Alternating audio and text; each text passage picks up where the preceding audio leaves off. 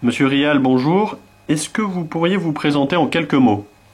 Bonjour, oui, je m'appelle Vincent Rial, je suis maître de conférence praticien hospitalier à l'Université Joseph Fourier et au CHU de Grenoble.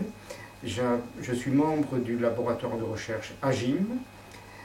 Je suis vice-président de la Société française de technologie pour l'autonomie et de gérontechnologie. Et enfin, je suis spécialisé dans les questions d'éthique, des technologies, des usages des technologies et de la conception des technologies pour les personnes âgées, avec les personnes âgées vulnérables, et pour les métiers, la modernisation des métiers et l'amélioration de l'ensemble du système de santé. Quelle a été l'idée de départ de la création du master? Alors l'idée que nous avons eue, ma collègue de l'université Pierre Mendès France et moi-même, à la création de ce master, c'est le problème du vieillissement global de la société et l'allongement de la durée de la vie, la longévité, et l'ensemble des défis que pose cette véritable mutation sociétale, avec une augmentation des besoins du côté du vieillissement pathologique, avec des pertes d'autonomie, des risques de chute, etc. Et également du côté du vieillissement actif, du côté du prolongement de l'activité, et puis du côté de la créativité qu'ont les personnes âgées, et des ressources, bien sûr, encore largement peu exploitées de la technologie et de l'innovation de services.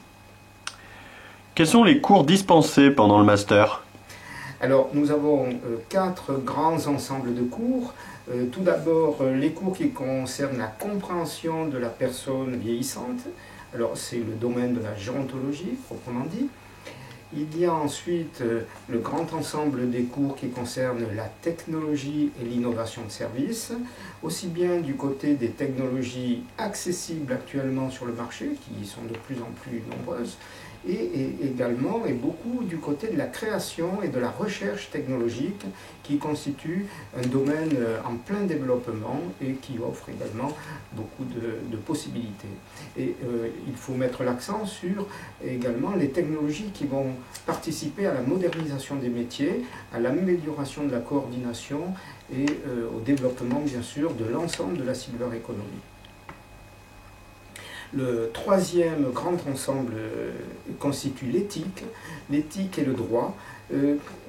Il n'est pas possible d'envisager un développement d'usage rationnel et efficace de ces technologies sans aborder de manière à la fois très concrète, très pratique, les questions d'éthique, car ces technologies sont très puissantes, elles peuvent éventuellement faire l'objet de dérives, et lorsqu'elles sont bien utilisées de manière totalement conforme au droit et avec une notion d'éthique, elles ouvrent des portes extraordinaires qu'il s'agit vraiment d'explorer, et l'éthique devient alors le moyen de les développer et de les intégrer à la vie quotidienne de manière à la fois efficace et humaine.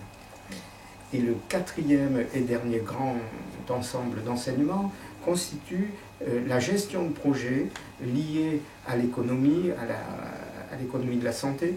Et donc cette gestion de projet concerne tout ce qui est l'intégration de ces technologies à la vie courante, la découverte de tout ce qui est le management de projet, qui est si important dans ce master, et qui concerne bien sûr l'intégration à la vie quotidienne à la fois des personnes qui en ont besoin et des métiers, comme je l'ai déjà dit, des métiers nouveaux et des métiers existants qui gagneront à être modernisés.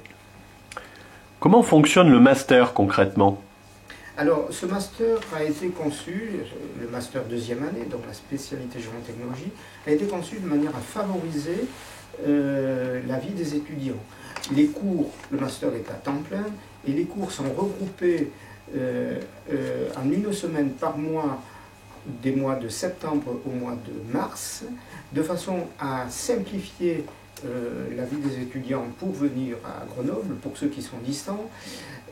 Et entre ces semaines d'enseignement, un ensemble de travaux personnels avec suivi est organisé, et les étudiants ont l'occasion, dans ces travaux personnels, de déployer leur créativité, de s'investir complètement dans cet enseignement. Il y a également le stage qui constitue un grand moment. C'est au cours de ce stage que les étudiants découvrent ces questions de conception et de management de projet et de suivi complet d'un projet. Et ils découvrent la vraie vie, si on peut dire, ce qui constitue le cœur même de ce master. Et bien sûr, il y a les examens avec une première session, une deuxième session. Il y a la soutenance d'un mémoire en fin de projet, appuyé sur le stage, et dont cet enseignement, encore une fois, est parfaitement intégré et très sensible aux besoins actuels des étudiants. Quels sont les débouchés professionnels à l'issue du master? Alors ces débouchés sont nombreux. Je prendrai 3 exemples. Un exemple dans la recherche, une étudiante l'année dernière a eu une bourse pour développer une recherche dans le cadre d'une thèse. Et cette bourse illustre le fait qu'il y a des possibilités importantes du côté de la recherche qui se trouve au croisement de la gérontologie et de la technologie et des services avec beaucoup de possibilités. Le deuxième exemple concerne une embauche. Une étudiante a été recrutée sur des nombreux projets. Il y a un grand nombre d'initiatives en France qui ont besoin de compétences de niveau master, Bac+5. Et donc cette étudiante a trouvé une embauche pendant une année avec une perspective probable de continuer. Et le troisième et dernier exemple, c'est celui d'un professionnel de la santé dans le domaine, en l'occurrence, de la kinésithérapie. Cette personne a pu développer des capacités de conseil et augmenter son chiffre d'affaires et le nombre de ses prospects du seul fait qu'il a eu la possibilité non seulement d'utiliser les connaissances acquises et l'expérience, mais le seul fait d'avoir un niveau Bac+5 dans ce domaine lui a permis de voir des portes s'ouvrir de manière très très importante. Merci beaucoup, Monsieur Rial. Je vous en